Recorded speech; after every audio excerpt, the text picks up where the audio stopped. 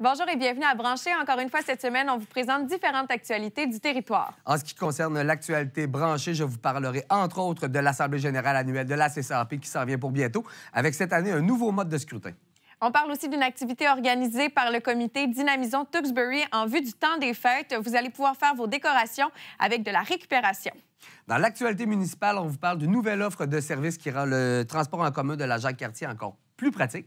Sans oublier la présence de nos invités, d'abord Isabelle Matt et Louis-Antoine Gagné, que vous pourrez voir au sujet du marché public des cantons, et aussi la rubrique Techno qui sera présentée cette semaine par Marie-Frédéric. Bienvenue à Brancher.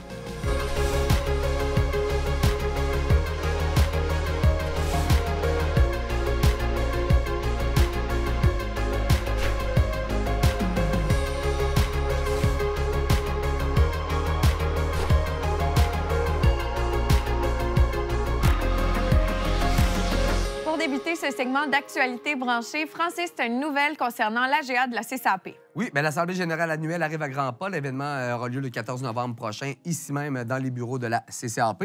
Nous sommes situés au 20 860 boulevard Henri Bourassa. Cette année, 4 postes seront en élection, donc un pour un représentant de Lac-Beauport, un autre pour un représentant de Lac-de-Lage et Stoneham et Tewksbury.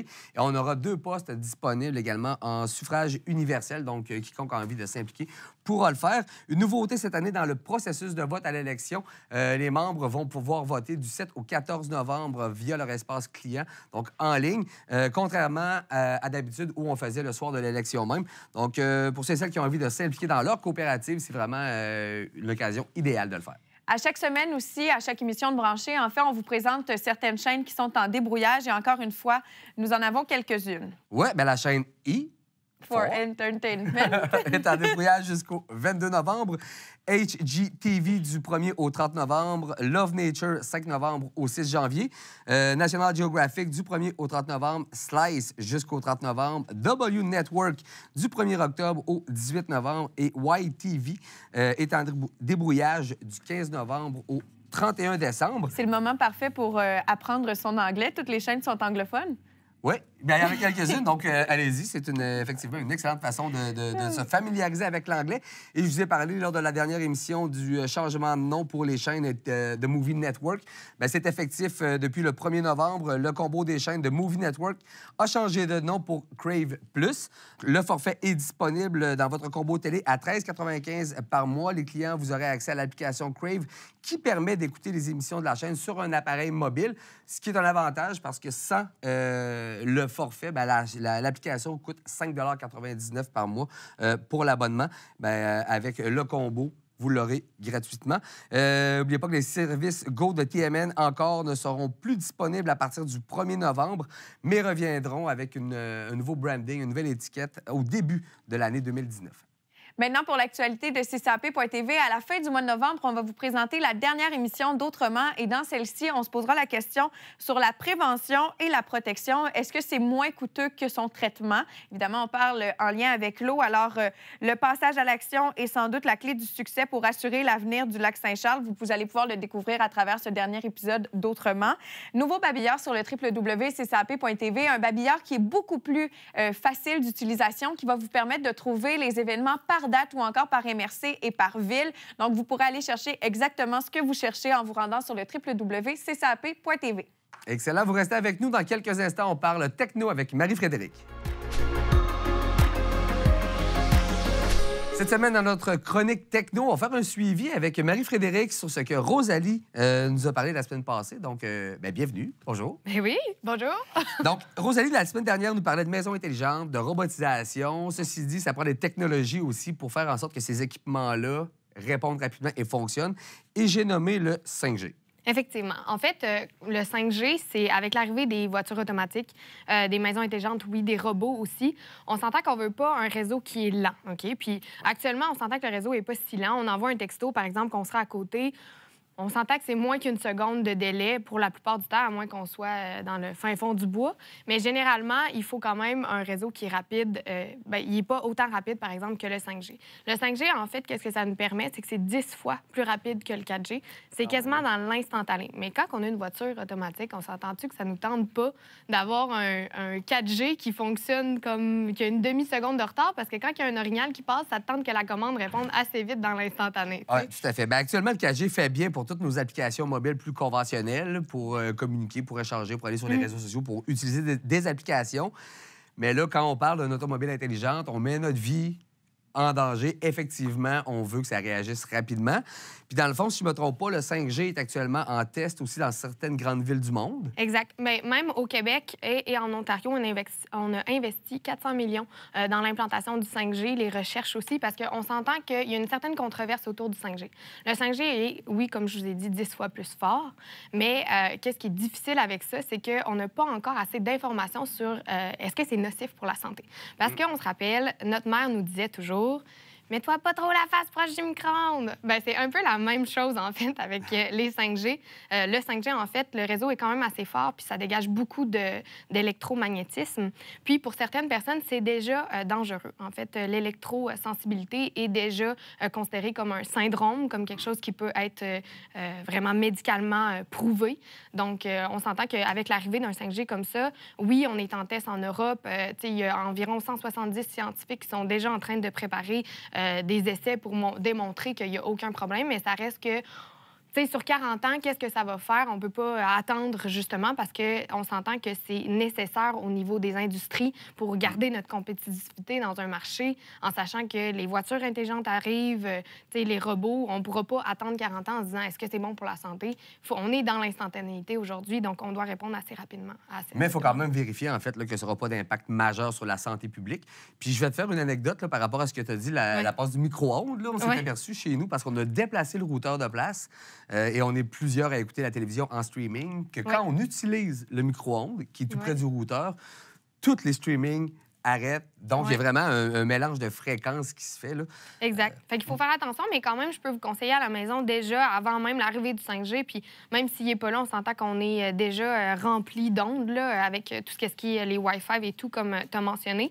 Je sais qu'aux États-Unis, il est en train de commercialiser des filtres qui se placent sur les prises électriques.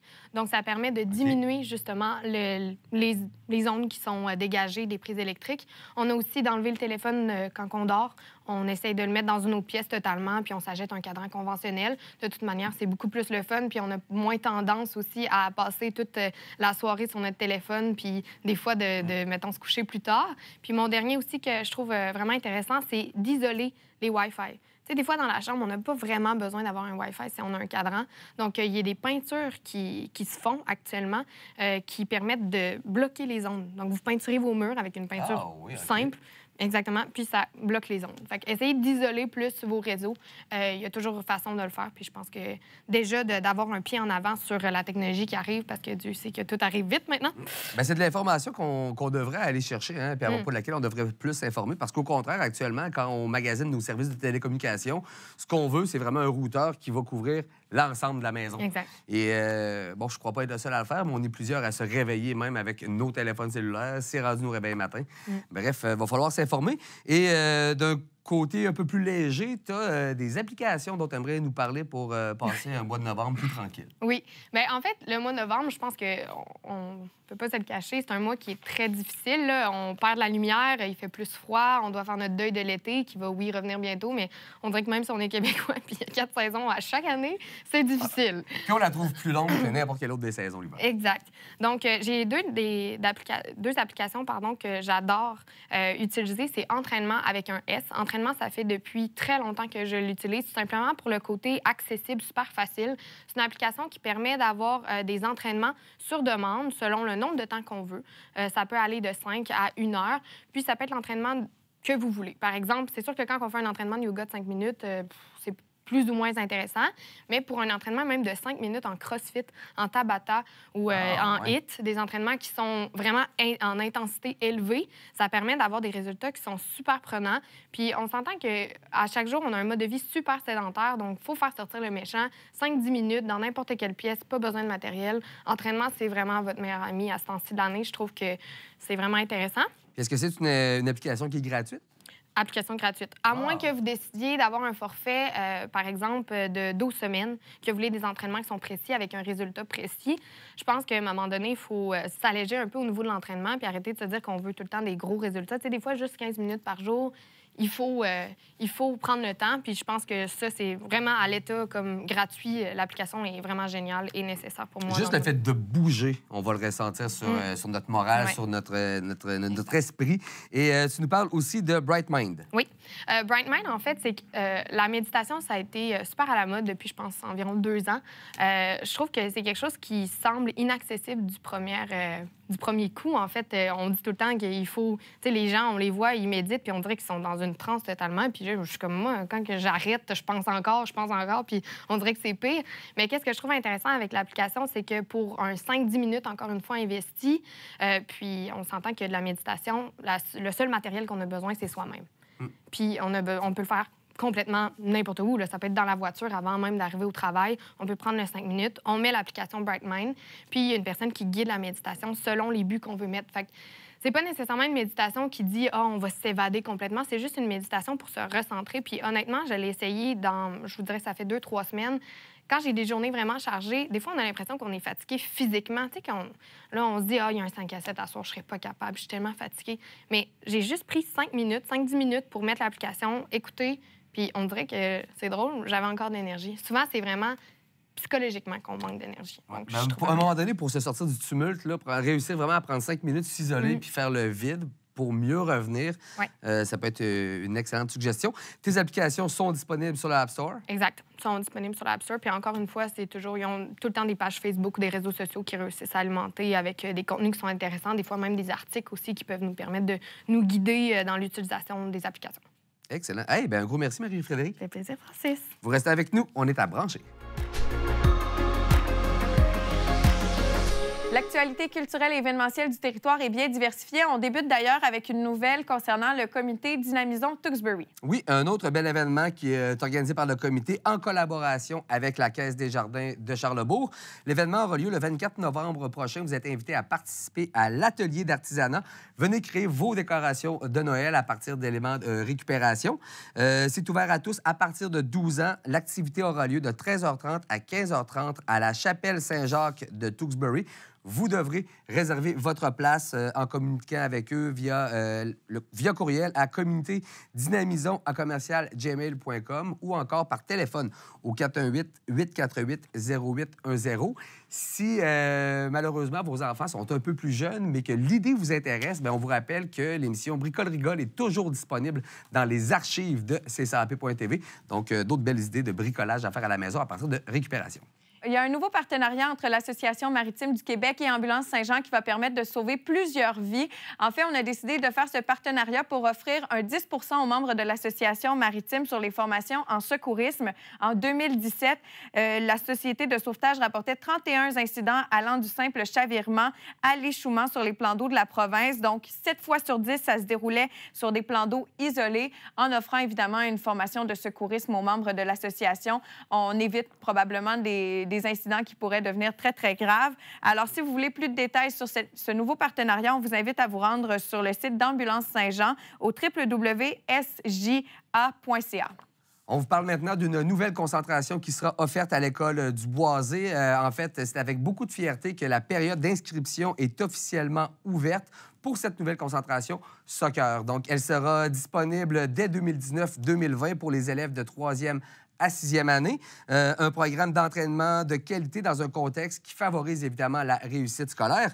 Les élèves inscrits à la concentration soccer s'entraîneront à raison de 8 heures par cycle de 9 jours, en plus de leurs 3 périodes d'activité physique. Donc, pour plus de renseignements, on vous invite à visiter le site Internet de l'école, donc www.boisé.csdps.qc.ca.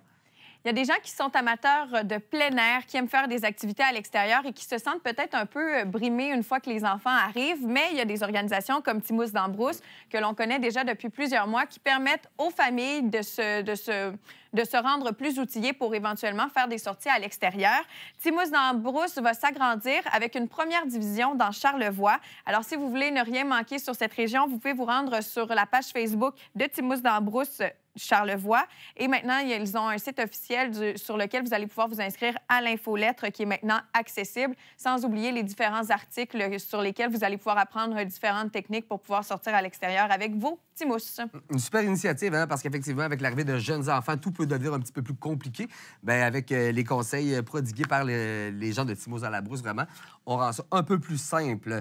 Je poursuis maintenant avec les paniers de Noël 2018 sont de retour. Donc, la conférence Saint-Vincent-de-Paul des secteurs Notre-Dame-des-Laurentides et de Lac-Beauport se prépare à offrir ces paniers. Donc, pour les familles qui prévoient des temps peut-être un petit peu plus difficiles pendant la période des fêtes et qui penseraient avoir besoin du service de la conférence, on vous invite à précommander ou vous inscrire le plus tôt possible pour recevoir les paniers en composant le 418-841-0680. Et pour ceux et celles qui, peut-être au contraire, auraient l'occasion de donner, bien, faites-le.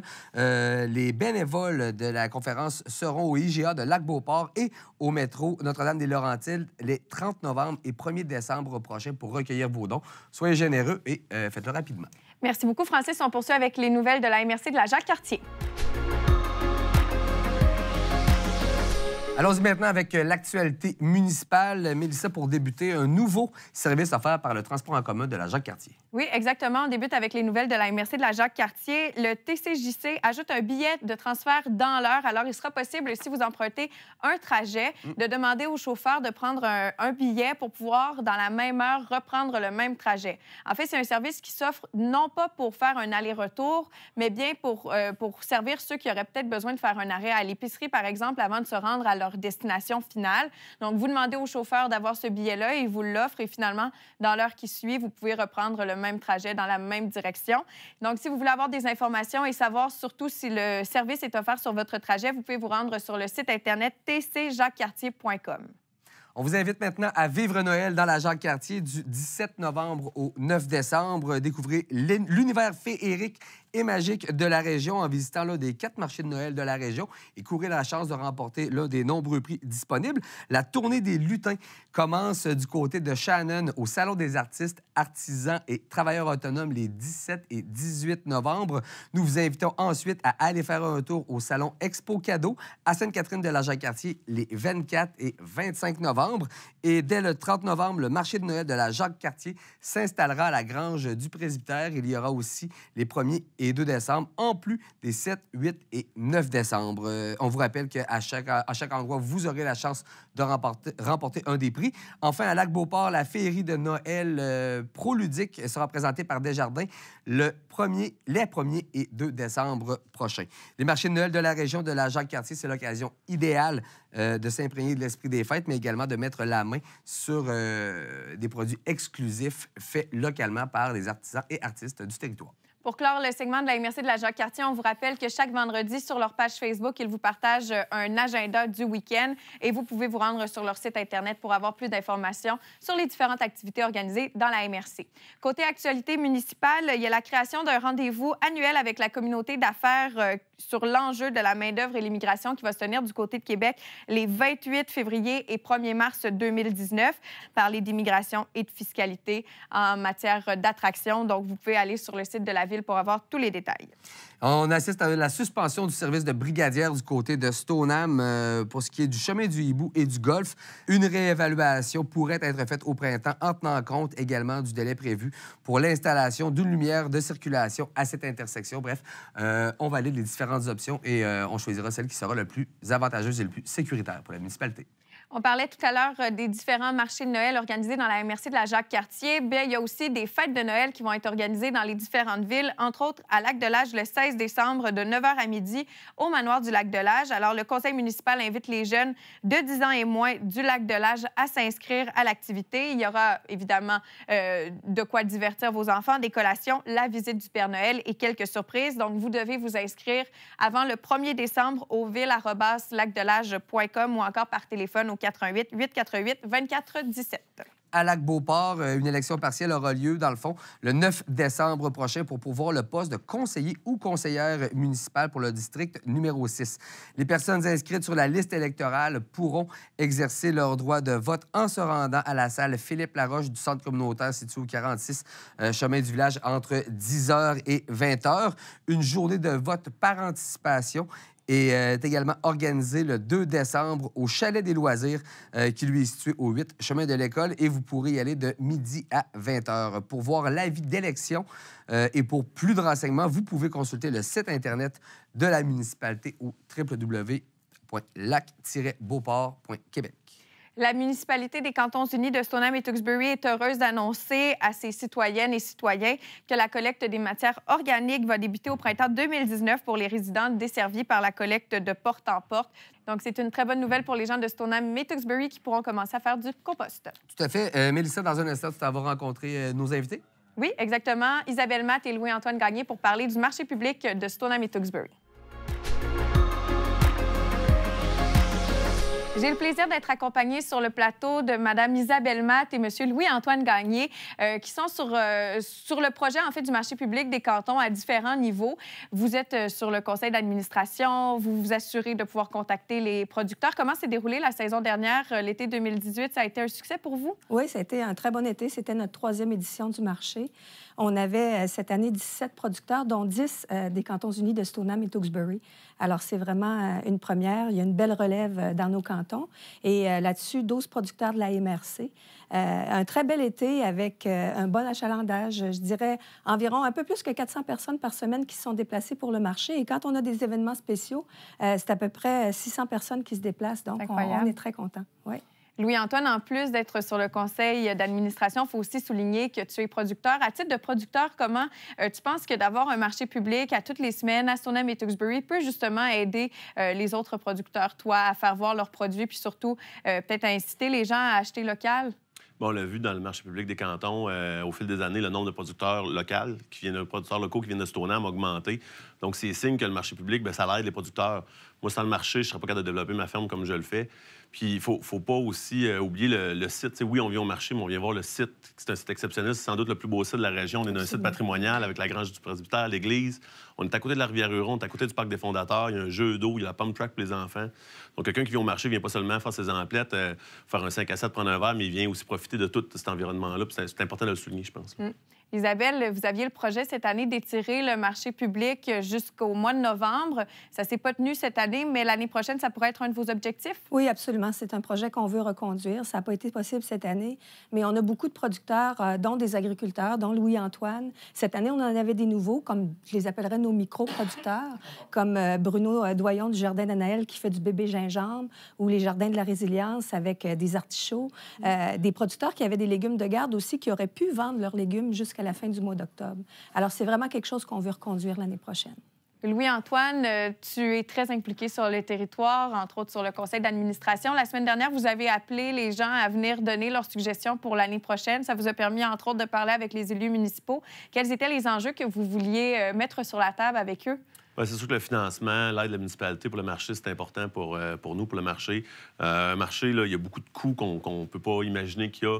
Il y a beaucoup d'implications bénévoles. C'est important que la municipalité nous soutienne là-dedans. C'est l'événement, sans aucun doute, qui remporte le plus de succès, qui a été tiré sur plusieurs semaines. Il n'y a pas d'événement comparable à ça, la municipalité. Donc, je pense que c'est une chance pour les citoyens de Stoneham et pour la municipalité d'avoir cet événement-là. Donc, c'est important que le conseil municipal se positionne et soutienne le marché de façon concrète. Et on ne se le cachera pas, c'est des enjeux financiers beaucoup. Arriver là, à avoir un marché autonome, dans le fond, puis être capable d'assurer une pérennité du marché, c'est important pour nous autres.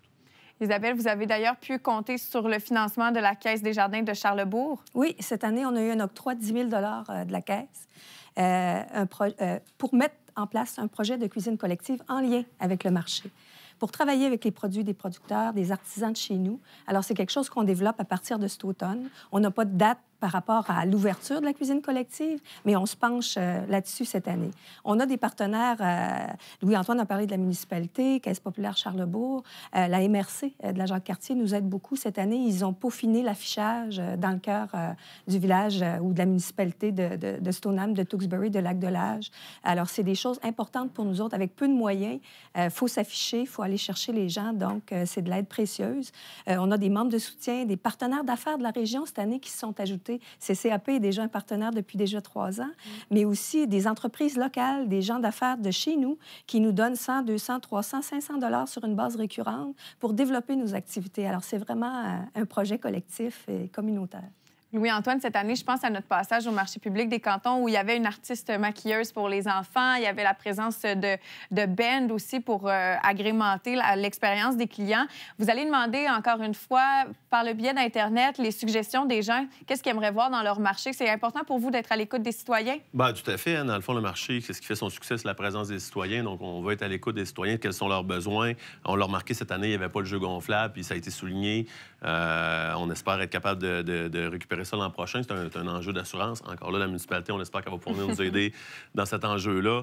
Donc, oui, on veut être à l'écoute des citoyens pour nous être ouverts aux suggestions. Dans le fond, plus de têtes réfléchissent, meilleur on va avoir un plus beau marché. Isabelle, j'aimerais que vous rappeliez les différents moyens de vous contacter ou encore d'avoir les informations sur le marché. Alors, on a une page Facebook, Marché public des cantons. Alors, toutes nos activités sont sur le site. Sur une base hebdomadaire, l'été, nos programmations sont en ligne, de même que sur le site Internet du marché, marchépublicdescantons.com. Quand on a des choses particulières à annoncer, notre coop compte maintenant presque 300 membres. Alors, sur une base, on fait un envoi par courriel à tous les membres pour annoncer. D'ailleurs, tantôt, tu parlais de consultation publique. On en a fait une avec les exposants. On en a amorcé une avec la clientèle du marché et ceux qui ne viennent pas au marché aussi, parce qu'on veut savoir pourquoi ils ne viennent pas au marché. Alors, cette information-là, on va la mettre en ligne prochainement. Le sondage qu'on a élaboré pour connaître l'avis des gens, les suggestions, les commentaires, les idées pour développer le marché de 2019, on va le mettre en ligne sur la page Facebook et tous les membres vont recevoir un courriel avec ce sondage-là aussi.